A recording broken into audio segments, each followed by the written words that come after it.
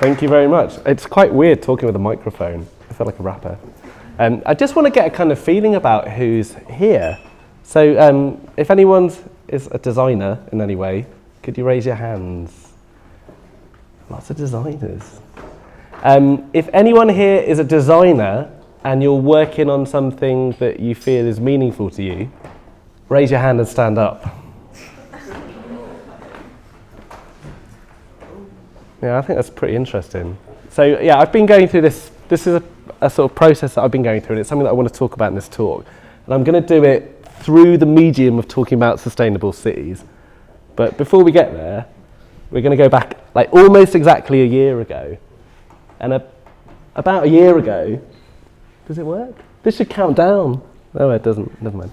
So about a year ago, the UN International Panel on Climate Change did its report on global warming, and it said we've got 12 years left to limit catastrophic climate change. And by my estimation from the date of the publication, this is kind of how much time we have left until that date. And I think that for me personally, this was quite a shock, because I'm part of the generation that, I mean, let me put it another way. When I was 14, if we take me being 14, which was 1994, if we take from then until now, humanity had doubled its CO2 output in that time, so from me being 14. And when I read that report, I realised that that was me, that was my generation, and was me like flying around on EasyJet and having great holidays in other countries. And I was kind of responsible somehow for this thing that was happening around me. And now I've got kids, and it all just seems so overwhelming, you know. I think a lot of us now feel this kind of enormous sense of the problems that are coming, and yet we feel our kind of futility that we can't do anything about it. But what I want to kind of argue today is that actually as designers, as the majority of the people in this room, we're kind of uniquely enabled in some ways to help tackle some of these big social and ecological challenges that face us. And I think that's basically because at our best, when we're being our best, what we do is we imagine the world as it should be, and we try and find ways to build the bridges that take us there at our best, right? And I always like this kind of quote from this is from Paul Graham, the founder of Y Combinator. You know, live in the future and build what's missing. I like that. I feel that somehow summarises for me. It's kind of a cliche, and that's what designers do. But let's feel how we kind of live in the world. And what we do, and it seems silly when we work as designers because we're sitting on our laptops and we do our stuff and we're very busy. But what we do is impact. And it doesn't matter whether you're working on a brand campaign or a new digital service. Thousands of people will be touched by it. Maybe millions of people will be touched by it. And in being touched by it, they're changed. You know, they develop new behaviours. They develop new habits. I mean, really, that's the core of what we do, right? Because if that didn't work like that, we wouldn't be getting paid. We're being paid to change behaviours all the time. There's this great quote from Soleil Curvo, who used to be the head of design at Dropbox. And he says, you know, look at the great big transformational companies out there. Look at Airbnb and Dropbox and Uber. He said, they're not competing against other people's products and services. They're creating new habits. You know, before you used to go out and wave your hand around and get a taxi, and now you press a button on the app and they own that, you know. So he always made this case like design for habits. And he used this word, which I think is very powerful for me, to purposefully create new habits. And I love this idea of purpose, of purposefully creating something. Because it forces us to ask ourselves that if we're really involved as designers in the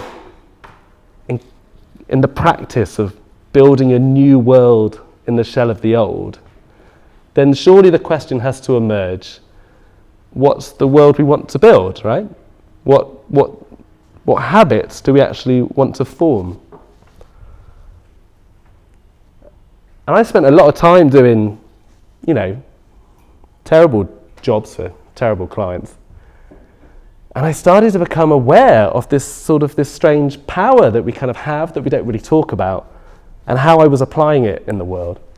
And so in my journey, I started to try to be active in terms of what I was doing, to have purpose, to try and be purposeful in what I wanted to do. So I started to go out and to seek out contacts with NGOs or with companies, specifically around climate change stuff. And I was lucky. I managed to make contacts, and I managed to do work in South Asia and in Africa, specifically around helping to build up sustainable energy infrastructures in peri-urban areas and the edge of cities, where there was nothing and there was a space to come in, where people either didn't have access to the grid or the grid was too expensive, where people were not aware of existing alternatives to things they could do, and you could kind of help them in. And somehow that brought me back here to Berlin. And yet, even here, too often in our profession, I find that we kind of focus on the technical details in what we do. We talk a lot about processes and the tools that we're using and frameworks, and we talk a lot about how to optimize the conversion rates for whatever. But I kind of want a design practice where we act with intent, where we ourselves as designers have an opinion around the way that the world should be, and we're active in looking for projects and partners in order to be the midwives to bring that world into being. I find often, and I don't know many of you or any of you here, but I find often that my problem with designers is they just don't seem to have an opinion. And I want to make the argument that we should be opinionated. We should design with intent, because whether or not we like it, our work has an impact. And so whose intent are we designing that for? And what intent do we want to bring into the world? So I've been interested in energy and sustainable energy for a while, and specifically around the climate challenge that faces us. We have to deal with issues around mobility and transportation. So, at least in Europe, about 20% of our CO2 emissions come from road transport. And that's one of the reasons why I sought out and actively tried to go into the mobility area, especially around anyone that was dealing in areas that could help solve some of these challenges. And this year I joined a company called WeShare, okay? And now WeShare a new company. They were very young, but what I liked about them is everyone I spoke to there had a purpose. And the purposes might be different, but the general direction was clear. They wanted to build a sustainable transport infrastructure for the 21st century. And something about that appealed to me.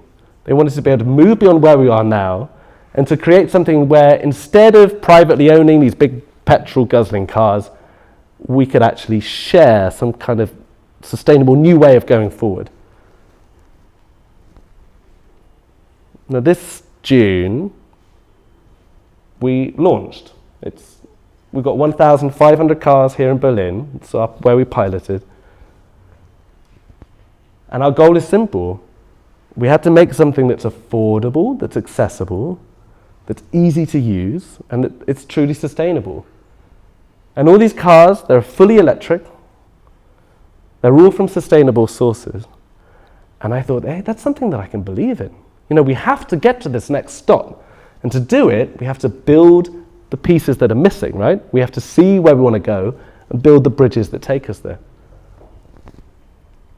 Now, the other thing that got my attention was that someone like WeShare, or not someone like WeShare is 100% owned by Volkswagen Group. And I've got to be honest, I didn't know we were going to be in this building, which is actually a Volkswagen building before I got here. And that changes things, because not only do you have the financial backing to, do something that's really ambitious in terms of your goals, but you can do it really at scale. When you've got someone like the largest car company in the world backing you, then you know that you can start to do something that really creates some sort of change in the world. And that kind of backing means that not only in the next year can we be quite aggressive in terms of how we scale, we're going to be going to countries right across Europe, but you can start to see that the mothership's own commitment is there.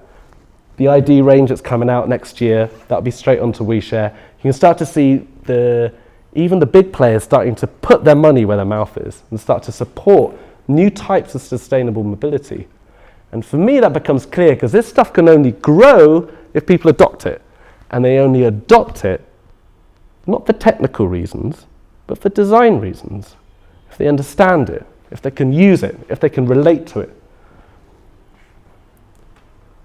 So we've just started. It's a long way to go. As a designer, I don't like standing in front of other designers in my work because it's going to be full of mistakes, but it's fine, it is full of mistakes. So it's just an MVP we just launched. And I think what's interesting for me is that really the problems here, they're not technology problems. The technology's proven. It's not to say it's not technically hard, but we're not having to invent entirely new exotic forms of technology to do this. The problems that we're mostly facing here are design challenges. And I'll give you an example. In car sharing, not just for us, but for all the car sharing people, most of the users are overwhelmingly the same. They are very highly educated, quite well paid men living in urban centres. In other words, they're like me. And they're the people that use car sharing. And why? What's stopping these other groups doing it? These are design challenges, and they're super juicy and kind of interesting. So we can go and start to have a look at some early studies. There's a study from last year about why do women not use car sharing, for example. And it's a super interesting study. So this study was done in Germany, done with about 280, 300 participants. And it's an interesting one because of all the EU countries, Germany is the highest proportion of women who are in the workforce, right? But even here, they predominantly are responsible for kind of traditional roles. So child transportation, taking care of children, household chores. And that means that their behavior or their needs around, say, something like car sharing are completely different. So I'll take my example, I'm at work all day in the WeShare office. I need to go home, I get in the car, I go home, job done, right? WeShare worked.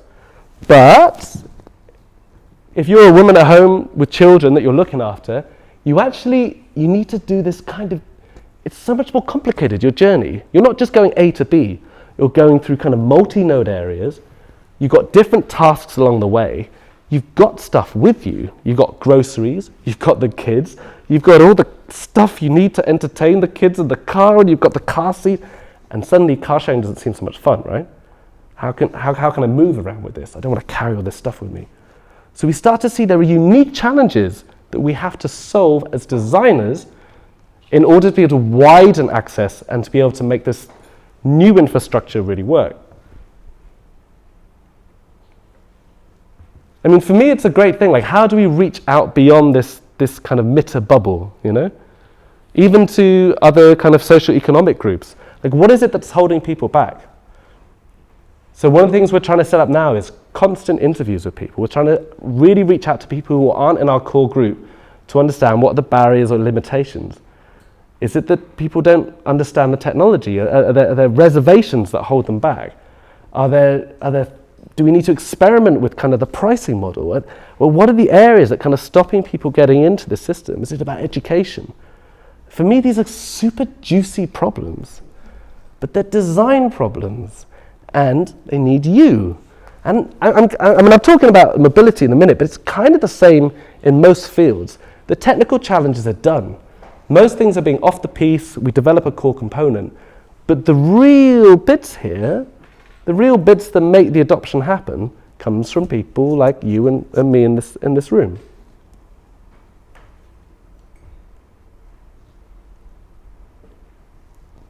I just want to point out again that car sharing is kind of worth it. I mean, there's been a few different studies done, and it's pretty clear that for every extra car in the fleet that we add, it reduces 5 to 20 private cars on the street. And that's even without electric cars, right? That would even be with just normal petrol car sharing. So apart from the CO2 reduction, we reduce congestion, we change the cities. It's a good step forward, right? coming back to the mother with the kids, we tried to act for this, you know? So we started putting car seats in the cars. We thought, okay, how do we make this easy? Let's put the car seat in the car. Let's kind of make it easy, more inclusive, more diverse. And it worked until the car seats got stolen, right? Again, juicy design problem. Like, what do we do with this? How do we kind of keep these car seats around? Where are we going to take this? So my kind of ask for you today is to try and be purposeful in the practice that you're bringing to the world. Like, have an opinion. Like, what you do literally creates the world around you and the world that carries on. Don't just accept it. Like, you can be a world maker in your action. Go out there, find a partner in crime, and design with intent. And, you know, obviously, I'm here with an agenda, right? I've been tasked to build up the design team over at WeShare, and I'm looking for partners in crime. And I know it's difficult in Berlin. There's so much fintech, just rubbish. You know, like, I'm just not interested. But so many people I speak to want to do stuff with meaning. And if you're interested and you're curious, come and talk to me. Come and talk to Avi. Where's Avi? He was here somewhere. Wave your hand up, Avi. There he is. This is Avi. Come and have a chat with him. Come and check on the website. We've got positions. On Friday, the whole WeShare team will be at the climate strike. 11 o'clock. You're all going to be there. Anyway, thank you very, very much indeed, and I hope to see more of you all. Thank you very much.